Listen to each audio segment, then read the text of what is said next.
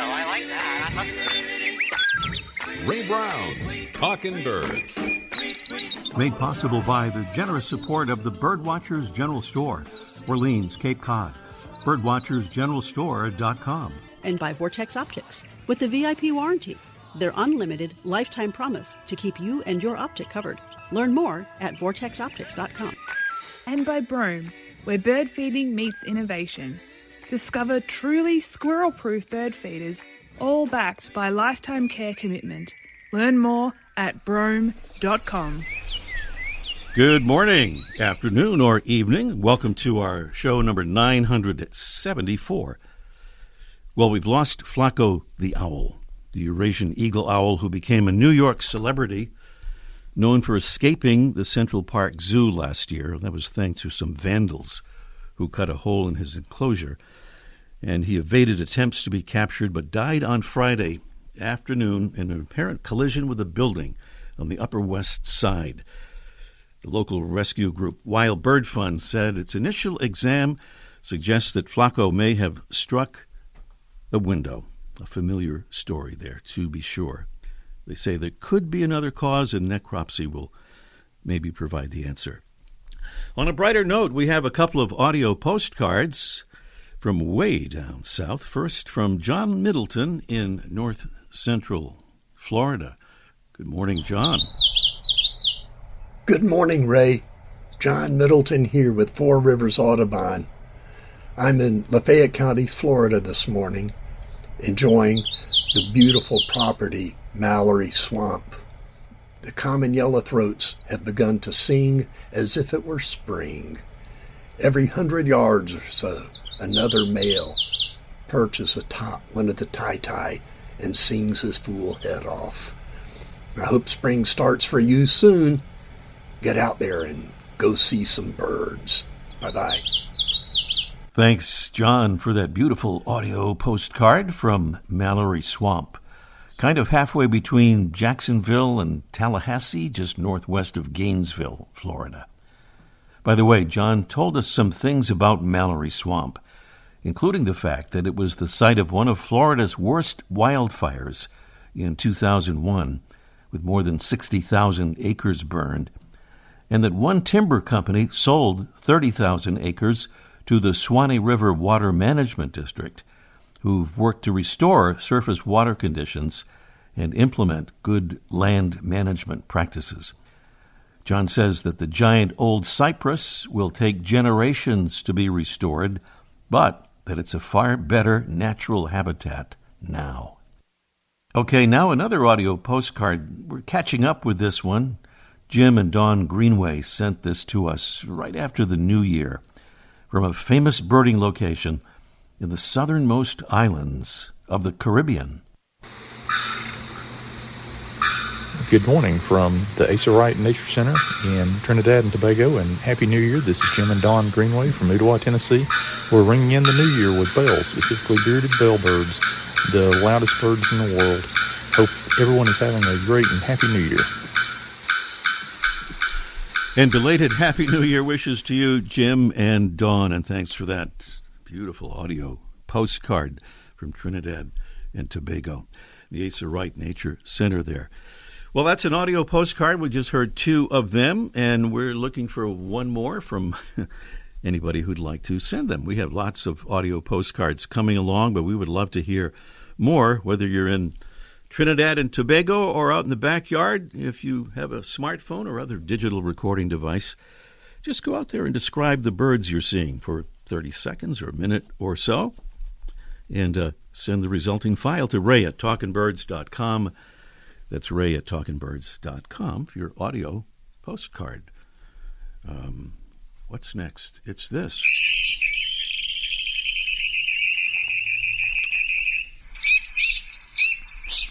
It's a preview of our mystery bird contest coming along a little bit later on in the show.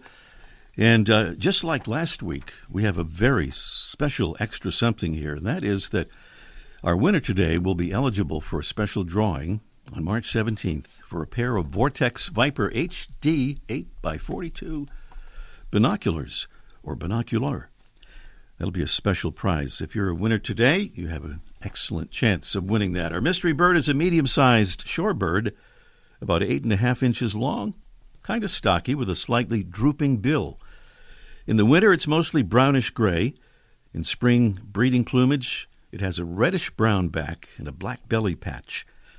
Our bird, which breeds in the Arctic coastal regions and winters in the U.S. on the east, west, and Gulf coasts, gets its food, aquatic worms, bivalves, insects, by wading in shallow water and probing deep into the sand and mud. It's often seen on big flocks or in big flocks on beaches and mudflats.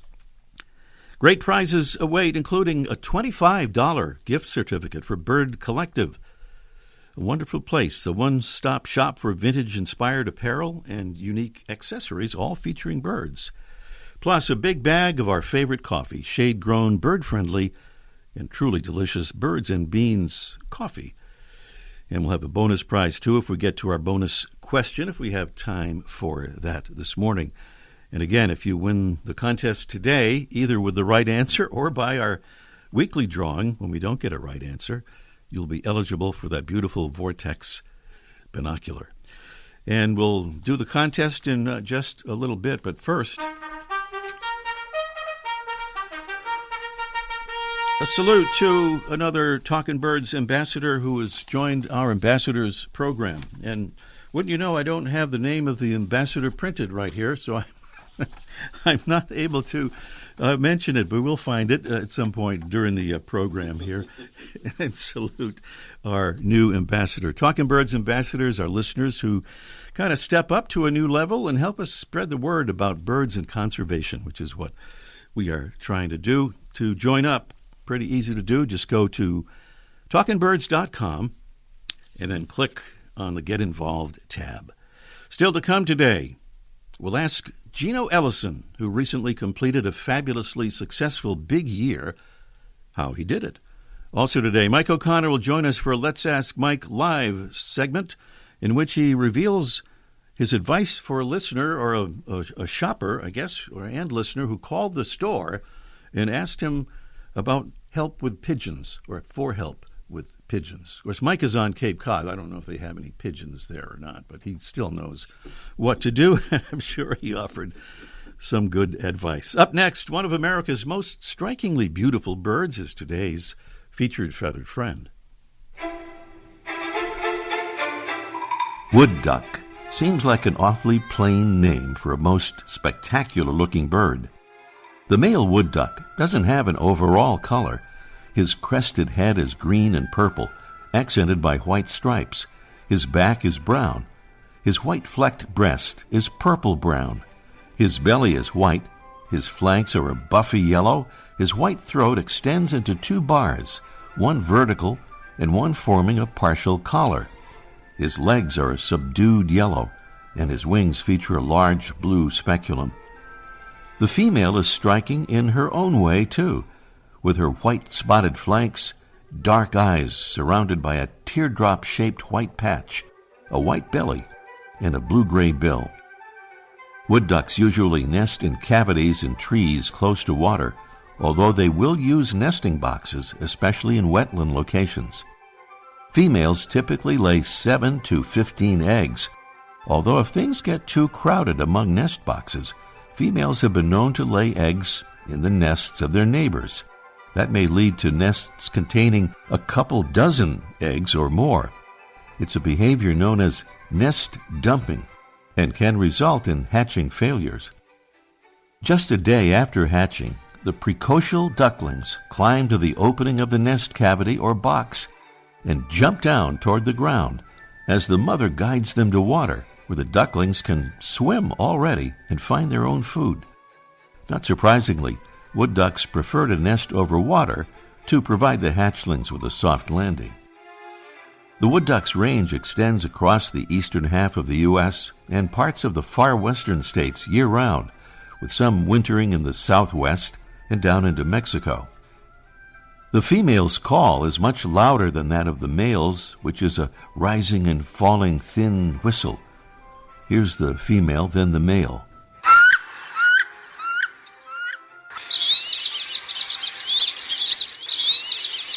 By the way, some good info on putting up a wood duck nest box can be found at Cornell Labs nestbox.org website. Just look for the All About Birdhouses tab there. The wood duck, ex sponsa, today's Talkin' Birds featured feathered friend. Welcome again to our show number 974. A big year is a personal challenge or an informal competition among birders who attempt to identify as many species as possible by sight or sound within a single calendar year and within a specific geographic area. Popularized in North America, big years are commonly done within single U.S. states and Canadian provinces, as well as within larger areas like the entire world, the lower 48 continental U.S. states, or within the official American Birding Association area. If that sounds like a Wikipedia entry, I believe that's what it was, as a matter of fact. Well, our guest this morning has completed in spectacular fashion that American Birding Association area big year. His name is Gino Ellison, and he joins us now. Good morning, Gino. Good morning, Ray. How are you today? I'm well, and thank you so much for being with us. Just we've been following you as you've been doing your big year all through the year of 2023. And you have done that American Birding Association area, if I'm correct, and you can correct me on this part. It's the continental United States, so that would include Alaska, and it also includes Hawaii, and then offshore areas. Is that about right? That's correct, Ray. That's correct. And you scored a pretty big number here, and it took me a while to digest this. So I'm gonna, if I choke a little bit when I say this, you'll understand. But Gino identified 801 species of birds in that calendar year. Just incredible. Gino, I want to ask you how you did it, and what are the rules you had to follow? People always wonder, can I just go out there and say I saw all these birds, or how does it work? Well, that's a great question, Ray. For me, I'm thinking of the fun movie, The Big Year, where Owen Wilson had a famous line, and he says, "That, my friend, is rarefied air." So 800 birds really was not a number that I thought that I could achieve. My original goal was to see 600 birds. I had some stumbling blocks I had to get around, but by the end of the year, I really learned how to use eBird and how to network and focus on getting myself into areas that had a lot of birds so that I could see a lot of birds, shorten the number of trips to keep my costs down, things like that. But in the end, it was a really fantastic experience. But with regards to some of the rules, I'm a rule guy, Ray. And so I became a stickler for the rules here. So I'll just give you some examples. I said to myself that by the end of the year, I wanted my list to be beyond reproach. So no bird was added to my checklist unless, one, I had a witness, I had a sound recording of the bird, and the other option, obviously, would be to have photographs that displayed the critical field marks to confirm each and every one of those birds. So if I didn't have a witness, or if I didn't have a sound recording, or if I didn't have a photograph that clearly showed the field marks of the bird to identify it, then I didn't count it. And some of the statistics you've provided here to back that up, Gino, are pretty incredible in terms of the number of photographs you submitted. 1,624. That's a lot of film. You must have had a lot of film canisters. Well, thank God for digital cameras, Ray, because now we can all shoot on those SD cards. We don't have to send things out to Kodak. But at the end of the year, I'd not noticed this in prior years, but eBird does a fantastic job. They send every eBird subscriber a list of all the things the totals from all the checklists. So I did have 801 birds reported. 729 species were photographed, and as you just said, a total of over 1,600 photographs were submitted. But I also submitted sound recordings for 246 species. A total of 1,172 checklists were submitted, over almost 1,600 hours of actually using eBird. And it actually registered how far I walked. 3,126 miles walked during the year. Just amazing. Just amazing. That is just incredible. Amazing is the word for it. Well, you mentioned eBird. I mean, there's so much help through that, but you still need the old-fashioned people connection, right, to really find the birds. You are right, Ray. I'll tell you, I became very good friends with David and Tammy McQuaid from Fort Myers, Florida. They are spectacular people. They are remarkable birders, and they are incredible big ear birders. But here's a quote from a ride in the car while birding with David and Tammy that Tammy said to me, Gino, no one has ever done an ABA big ear completely by themselves without help from anyone or anything. Mm-hmm. eBird has really done some remarkable things. My good friend Noah Stryker from Oregon, his global big year, he did all of his logistics and all of his planning based on eBird. And also, as you and I have talked before, I had so many friends, people I didn't know, people that I met along the way, folks I knew here from home that helped put me on birds, that helped give me ideas. You can't do this alone, Ray. You need help from your friends. And I just learned over time, you need to ask. You need to ask for help. And from the famous Harry Potter movie, right? Help will always be given at Hogwarts to those who ask. So I asked everywhere that I went. And people were so wonderful. You had a great time, I know. But, with an undertaking like this, there have to be those times, I would guess, when you'd say, gee, I don't know, maybe any second thoughts as you were going through. Oh, my goodness. Absolutely, yes. While I was out there, Ray, so many times, it's a lonely proposition. It's not just expensive. It's not just exhausting. It's a lonely proposition. I was by myself 95% of the time, and I have a wonderful wife. My wife, Kate, is so supportive of everything that I do, but Kate's not a birder, Ray. And so here I am out there away all the time, probably over half the year, and I'm expending money, and I'm worried about her. She's running the household and doing all that. We also have 3 adult children. We have 4 grandkids. I love them all. I want to be part of their lives. And things were going on in their lives while I was away. And I did. I had reservations about what am I doing out here? Should I? But in the end, the biggest, one of the biggest concerns I had is my mom passed away in December, Ray. She's 94 years old, fabulous lady. I adored her every day of my life. But during the year, her health deteriorated. So I made 6 different trips down to Florida to spend time with her.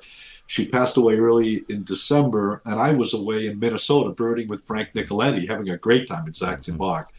But, so there were a lot of things on my mind I was worried about, and I did have a lot of reservations. I think that's only natural when you're doing this type of a task. But in the end, it was all very, very positive. Mm-hmm. One other thing, Gino, we're getting close to being out of time here, but there's a carbon footprint involved here, impact. Yes. Doing all this traveling and stuff, but you did something to try to offset that. Tell us about that quickly. I did, Ray. And as you know, I've already been asked to do a lot of speaking about my big year, and I'm often asked that question.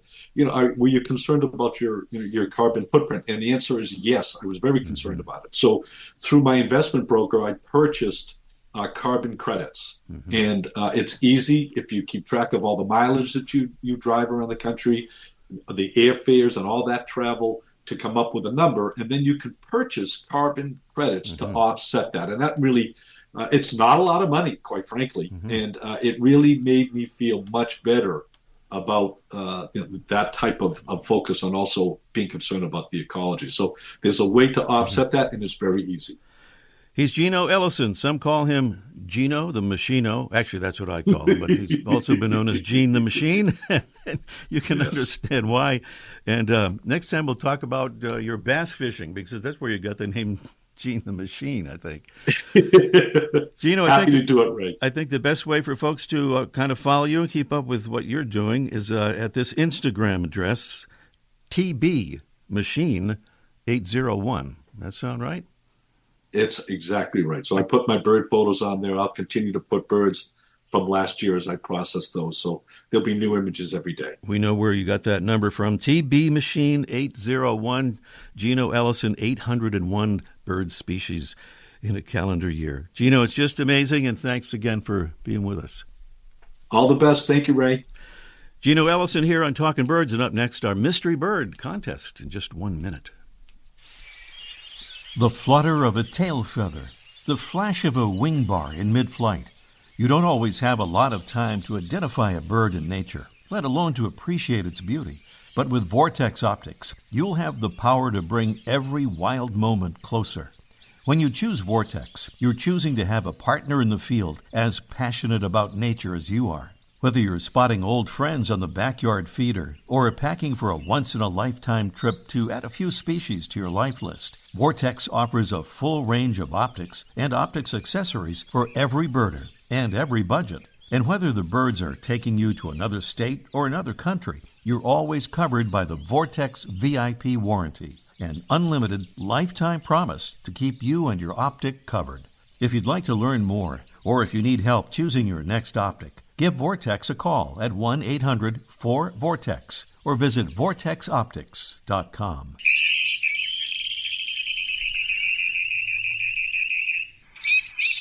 There's our mystery bird. It's our mystery bird contest. We'll describe the bird in a moment and indicate the prizes, but I want to make a reminder, too, that if you're the winner on today's contest by getting the right answer, or even in a drawing if we don't get the right answer, you will be entered into a very special drawing for a Vortex Viper HD 8x42 binocular. We'll announce the winner on March 17th, so the odds are pretty good here. 781-837-4900 is the number. I'll give it again in a moment. Our mystery bird is a medium-sized shorebird, kind of stocky with a slightly drooping bill, mostly brownish-gray in winter, reddish-brown back, and a black belly patch in breeding plumage. Our bird breeds in Arctic coastal regions and winters in the U.S. on all the coasts, east, west, and Gulf. It's often seen in big flocks on beaches and mudflats. Feeds by probing deep into the sand and mud with its long, drooping bill. 781-837-4900 is the number to call. Wonderful prizes right away today from Birds and Beans, a big bag of that delicious bird-friendly and shade-grown coffee, and a $25 gift certificate for Bird Collective for vintage-inspired apparel and unique accessories, all featuring birds. That's our Mystery Bird contest. Call us as soon as possible at 781-837-4900. And then it's Mike. It's Let's Ask Mike is what it is. Let's Ask Mike live in just 1 minute.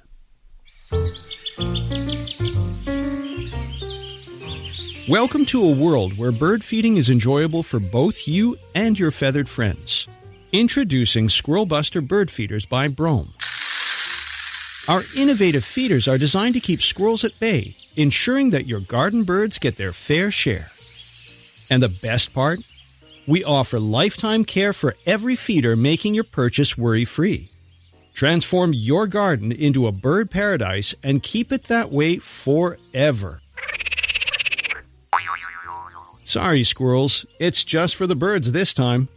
Visit Brome.com, BROME.com, to discover our full range of Squirrel Buster feeders and join the Brome family today. Brome, where birds come first, and our commitment to you lasts a lifetime.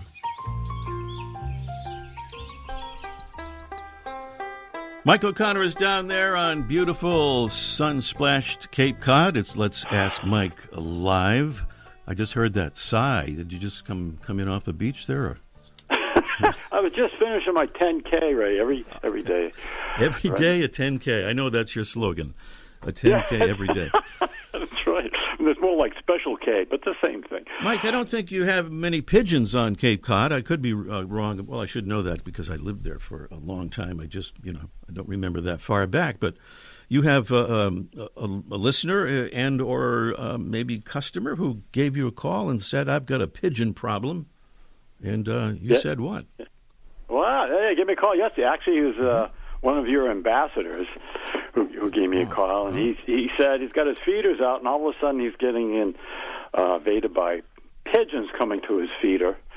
And so he was looking for some advice. So I gave him some advice, and I imagine he's not the only one. Pigeons been in this country for 400 years, but they're still considered invasive because they're not native. And they can be a problem because pigeons are big. They eat a lot of food. They can dominate a feeder, and they usually don't travel singly. Usually one shows up, and then you end up with 20, and then they like to roost on buildings and become a little bit of a nuisance. Yeah. So I tell people if pigeons become an issue, first thing to do is take your feeders down. Nobody wants to do that, but that's what you should do. They're there for a reason. They're there because there's food available. So I'd remove the feeders. I'd remove the source of food. And eventually the feeders the birds will move on, and then you can reintroduce your feeders. And there are feeders that pigeons can't deal with. If you have a tray out there, you'll get pigeons landing on it. But they have feeders that are weighted, especially one of your sponsors, Brome, makes excellent feeders. You can adjust the weight. So if something large like a pigeon gets on, it just shuts off the source of food. They can't get to it.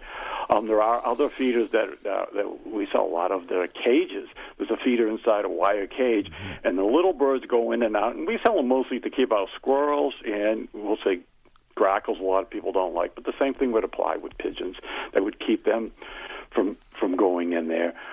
But there's also always going to be food on the ground, because birds are a little bit sloppy and they drop stuff, and especially for people who, and this is 99% of the world, who like to use the dreaded mixed bird seed, which is a variety of seeds all packed into one bag, and then people put it in the feeder, and then the bird comes, takes out what that particular bird likes, knocks the rest on the ground. So even if you have one of these cage feeders or these ones they can't land on, the food is going to end up on the ground, and you'll end up with pigeons. So I tell people, if they do have pigeons coming, use sunflower seeds without the shells. That way there's no mess, there's no waste, and there's no mess there on the ground, and you won't get any more pigeons. Wow, beautiful. Hey, I want to give a little plug for Rosemary Mosco's book about pigeons. I would say the name of it, but I sort of don't remember right at the moment, but I'll look it up. But if you look up, look up Rosemary Mosco, Mosco. She has an absolutely wonderful book. And I want to give a plug to your guest, Gino Ellison. He stopped by my store, and he was unbelievably pleasant. A lot of times these big-eared birders are a little bit on the nerdy, dull side, kind of like David Claps of the world. This guy was so nice and so sociable. I really like meeting him, and congratulations to him. Yes, indeed. Thank you, Mike, and we'll talk to you next week. You got it. Yep, all right. Back to the Mystery Bird Contest here in the time we have remaining.